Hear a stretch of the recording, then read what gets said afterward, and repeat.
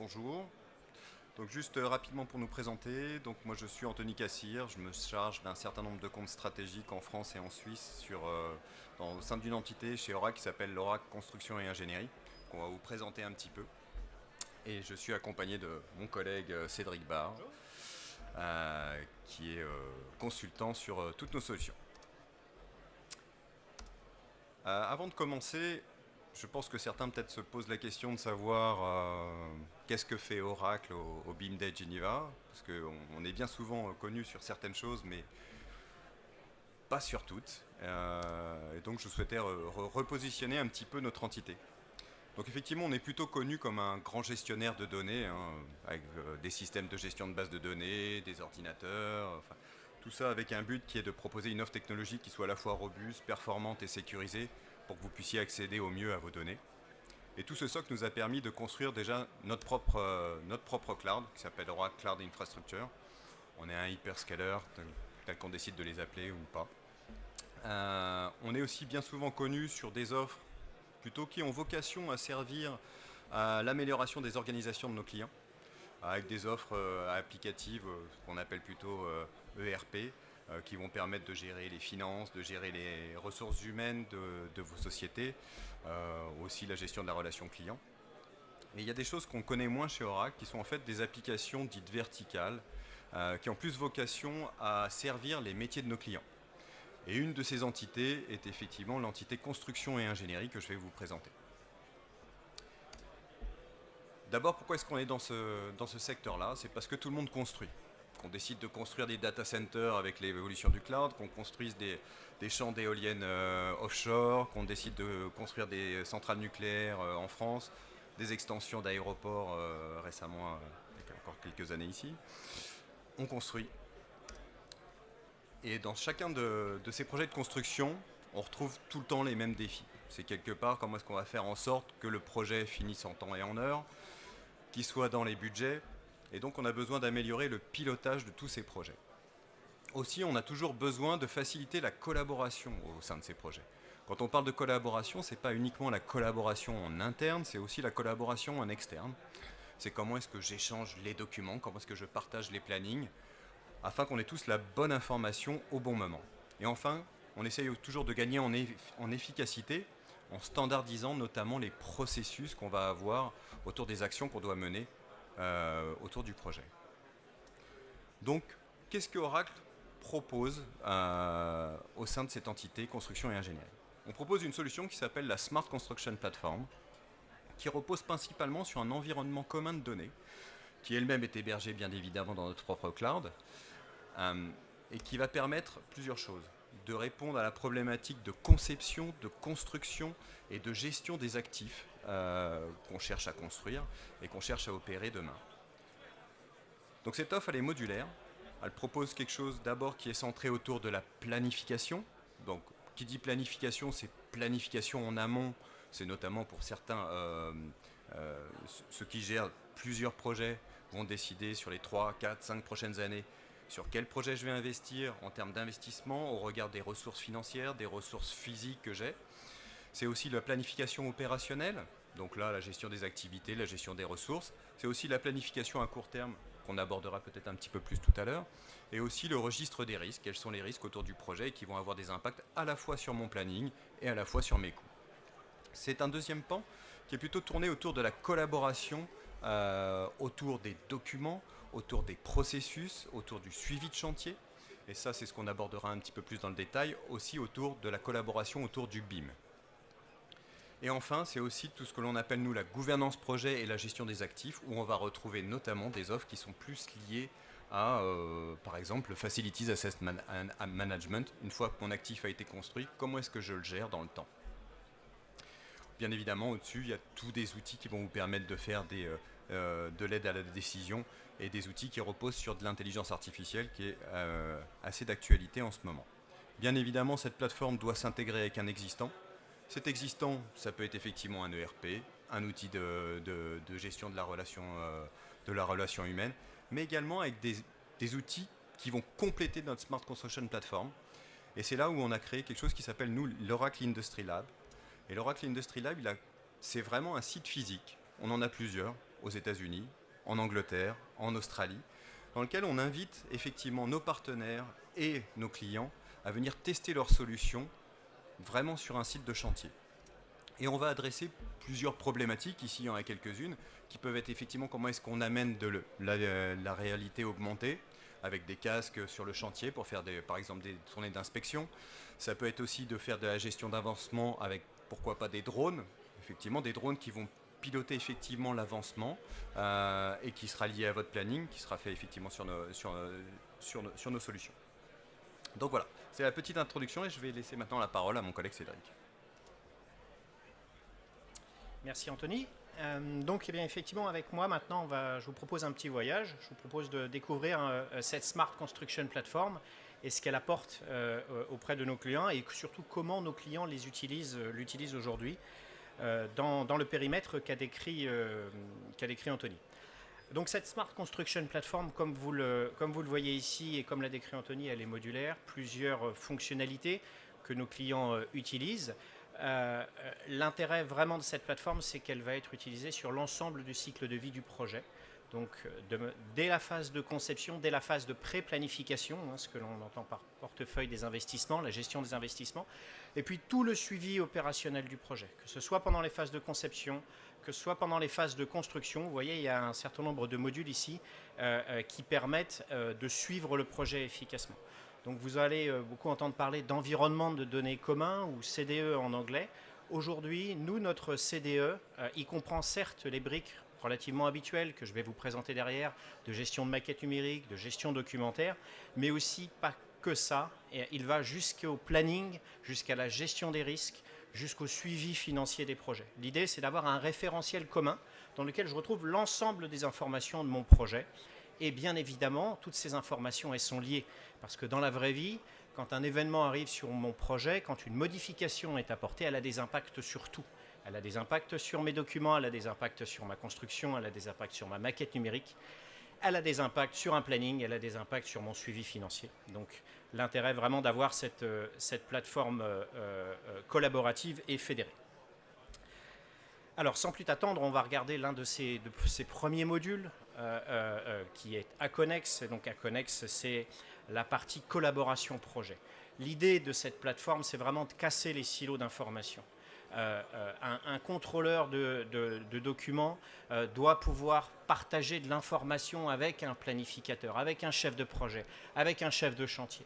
D'accord ? On casse ces silos d'information grâce à cette solution. Alors on va commencer par le thème du jour. Bien évidemment, dans un environnement de données commun, on va retrouver une partie de gestion des maquettes numériques, BIM. Donc l'idée d'Aconex, c'est que c'est une solution qui est ouverte à l'ensemble des parties prenantes d'un projet. Donc bien évidemment l'entreprise qui a mis sous contrôle Aconex, mais aussi toute sa chaîne de sous-traitance, tous ses clients. L'idée, c'est de pouvoir partager l'information avec le plus grand nombre sur un projet. Et à partir du moment où on a cette plateforme en place tout au long de la vie du projet, eh bien, on peut utiliser cette solution pour démocratiser l'utilisation du BIM. On ne réserve plus la maquette numérique à quelques utilisateurs qui ont l'outil CAO qui va bien. Non, on va utiliser Aconex pour visualiser et gérer l'ensemble de la maquette numérique, donc avec une solution simple à utiliser. On va aussi aller beaucoup plus loin que la simple démocratisation et visualisation de maquettes numériques.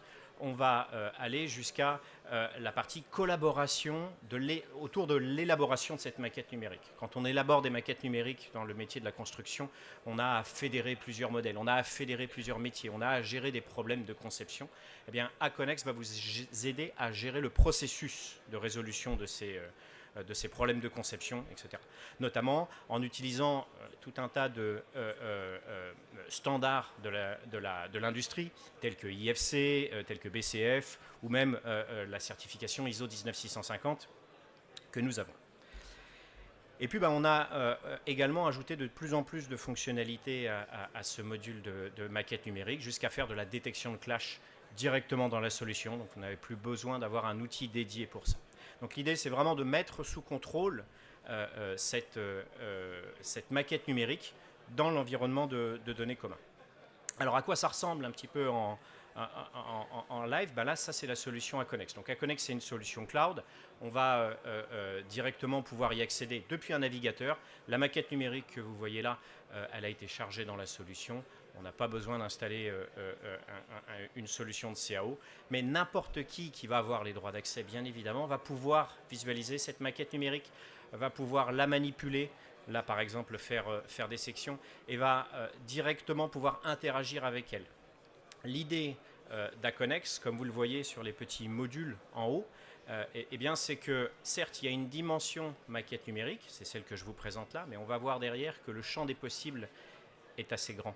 Et donc, on va pouvoir intégrer cette maquette numérique avec le reste des documents de conception, avec le reste des échanges contractuels que l'on va pouvoir mettre en place. Là, par exemple, on a fait une simple section, une mesure, et l'idée, c'est de dire, bah voilà, cette mesure-là, elle n'est pas conforme à ce que j'attendais, donc on va lever un problème de conception.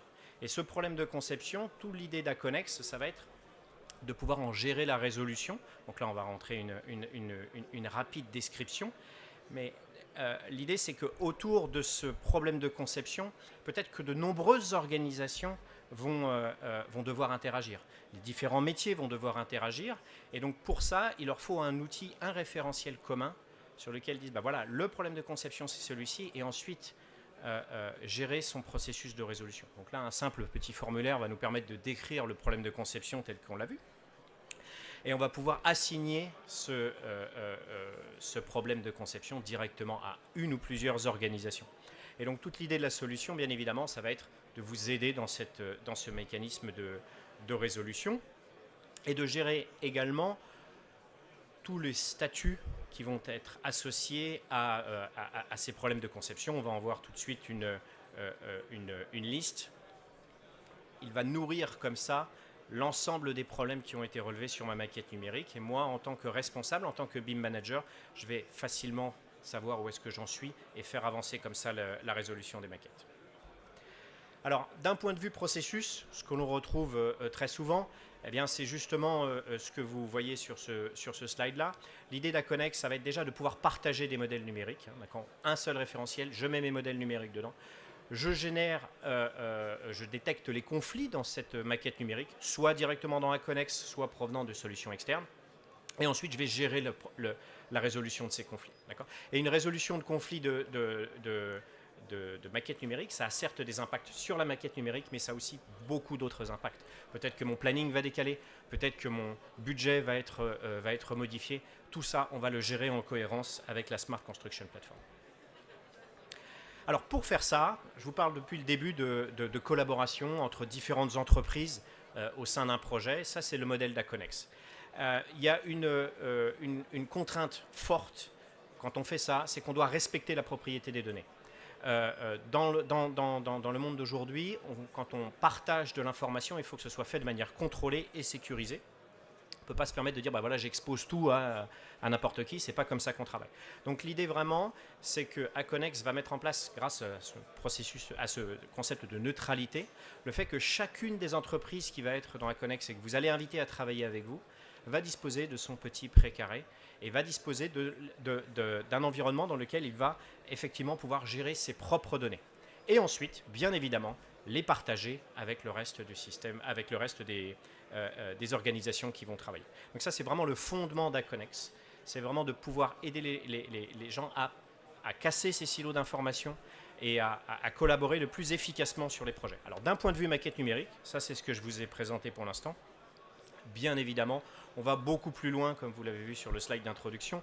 On va le faire également sur tout ce qui est registre documentaire. Donc tous les autres documents du projet, les plans, les comptes rendus de réunion, les études, etc. vont pouvoir être mis en place directement dans Aconex et partagés. On va gérer tout ce qui va être visa d'approbation, de revue directement dans la solution, de manière à ce que l'on puisse avoir une vision claire et précise de l'état des documents. On ne se pose plus la question de savoir où est la dernière version du plan ou est-ce que j'utilise la bonne version. La bonne version, elle est directement dans Aconex puisqu'elle est accessible par tous ceux qui en ont la possibilité. Il y a une constante fondamentale dans Aconex. À partir du moment où on met une donnée, cette donnée-là, elle est tracée. On ne peut pas supprimer de données dans Aconex. Pourquoi on ne peut pas ? Parce que, comme je vous l'ai dit, Aconex est une solution collaborative, donc l'ensemble des parties prenantes vont pouvoir interagir. Et donc, il faut avoir confiance dans cette plateforme. Et donc, si quelqu'un peut supprimer une donnée, ça n'a plus de sens. Donc là, on va pouvoir garder la totale traçabilité de toutes ces données. Donc, on va pouvoir le faire d'un point de vue maquette numérique, documentaire, mais également jusqu'au suivi de chantier. Donc, dans la phase construction, tout ce qui va être pose et levée de réserve, tout ce qui va être tournée d'inspection, tout ce qui va être rapport d'avancement, peut être directement géré avec la solution. Bien évidemment, sur site, on va utiliser les technologies d'application mobile pour capturer les informations, pour prendre des photos, pour accéder au plan, pour situer le problème identifié sur le plan, etc., etc. Donc on va comme ça directement pouvoir digitaliser ces processus de suivi de chantier dans la solution, de manière à ce qu'en temps réel, vous puissiez identifier les problèmes qui ont été identifiés sur le chantier et la manière dont on va les résoudre. Un petit peu comme tout à l'heure sur la maquette numérique où on va gérer le processus de résolution des problèmes de conception, eh bien ici on va le faire de la même manière sur les problèmes sur le chantier. Alors quand on fait tout ça, ça a aussi potentiellement beaucoup d'impact sur les relations contractuelles entre les différents intervenants. Sur un projet, tout est régi par les relations contractuelles entre les différents intervenants. Et donc pour ça, dans Aconex, on va aussi pouvoir mettre sous contrôle les échanges contractuels. Quand je fais une demande de modification, quand je fais une demande d'information, quand je relève une non-conformité, tous ces événements clés qui arrivent sur un projet, il ne faut pas les perdre. Il ne faut pas les perdre parce qu'on doit avoir une vision claire des responsabilités. Je vous ai envoyé telle demande, vous avez répondu tel jour, voilà la preuve, elle est irrépudiable, je peux revenir dessus 10 ans en arrière. J'ai une vision claire de qui a fait quoi. C'est majoritairement utilisé par nos clients pour tout ce qui va être protection contre les plaintes. On a une vision claire de tout ce qui a été échangé, donc ça minimise grandement tout ce qui est litige lors des projets. Voilà, ça c'est la solution Aconex de manière très collaborative. Mais comme je vous l'ai dit, pour nous, l'environnement de données commun, il ne s'arrête pas à ça. Il ne s'arrête pas aux documents, aux maquettes numériques, il va jusqu'au planning, il va jusqu'au suivi financier. Là, avec le module Primavera Cloud, on va directement pouvoir accéder au planning du projet, on va pouvoir le gérer, on va pouvoir gérer ses ressources, etc. Dans le domaine de la construction, on est très souvent aussi confronté à qu'est-ce que je fais de mes petits projets ou qu'est-ce que je fais des personnels qui ne sont pas habitués à gérer des plannings et des ressources telles que vous les voyez là. On a besoin de ça, mais on a aussi besoin d'outils qui sont faciles à utiliser. On a aussi besoin de quelles sont mes tâches que je vais devoir faire la semaine prochaine. Quand je suis sur le chantier, comment j'organise mes différentes tâches. Eh bien, on va pouvoir le faire par l'intermédiaire de cette interface qui est directement intégrée dans la solution. Donc vous voyez, on fait des petits glisser-déposer de tâches comme ça. Et ça, c'est intégré au planning. D'accord ? Donc on a cette vision très court terme que vous voyez là, et on a le planning de manière globale qui va nous permettre d'avoir ça. Et dernier et non des moindres, je vous ai parlé de documents, je vous parle de planning. Bien évidemment, quand je fais de la génération de documents, je l'associe à des activités, je l'associe à des jalons. Et donc, quand mon planning évolue, eh bien, il faut que ce jalon documentaire il évolue aussi. On a un lien fort entre les deux mondes, comme vous pouvez l'imaginer. Donc voilà, là, l'idée, toujours pareil, on va casser les silos d'information et intégrer cette partie planning au reste de l'environnement de données commun. Dernière brique que je vais vous présenter aujourd'hui. Je vous ai parlé de beaucoup de données. Je vous ai parlé de documents, de maquettes, de processus, de planning, de risques, de suivi financier. L'idée, c'est aussi de pouvoir capitaliser sur ces données. Le prochain projet que je vais faire, je voudrais qu'il ait tenu compte des leçons du passé. Et donc, pour ça, on a un grand outil maintenant, l'intelligence artificielle, qui va nous permettre de nous aider à faire ça. L'avantage chez Oracle, c'est que ces briques technologiques, on les a en propre, on n'a pas besoin de les inventer ou d'aller les chercher ailleurs. Comme l'a décrit Anthony, Oracle est un leader sur ces briques technologiques. Donc ce qu'on a fait, c'est qu'on a mis en place directement dans la solution ces mécanismes d'intelligence artificielle. Et l'idée, c'est de faire des prévisions. Par exemple, sur l'aspect planning, comment un outil d'intelligence artificielle va pouvoir analyser les plannings, analyser ce que vous avez déjà fait dans le passé sur vos projets et identifier des risques potentiels. C'est une première manière c'est un premier exemple. Un deuxième exemple, c'est ce que l'on voit sur la partie droite, sur la partie sécurité. Donc là, on utilise l'intelligence artificielle pour détecter des situations à risque sur le chantier. Donc on exploite des flux de caméras et l'intelligence artificielle analyse un certain nombre de situations et dit bah tiens, cette personne n'a pas son casque, c'est un potentiel problème de sécurité, il manque une barrière, etc. Tout ça, c'est remonté dans des tableaux de bord consolidés qui permettent de vérifier ces informations. Et puis, dernière chose, et non des moindres, je vais vous présenter ici un petit prototype que l'on a fait en termes d'intelligence artificielle générative. Donc vous connaissez tous les chats GPT et consorts. Ben là, l'idée, ça va être de générer un planning en s'aidant de l'intelligence artificielle. Donc là, on va, par exemple, pouvoir télécharger directement un cahier des charges. Voilà le cahier des charges de mon projet.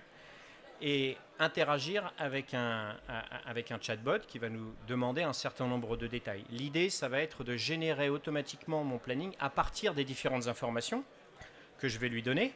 Là, en l'occurrence, un certain nombre de détails sur les matériaux que je veux utiliser, mais surtout par rapport à mes bonnes pratiques de mon entreprise.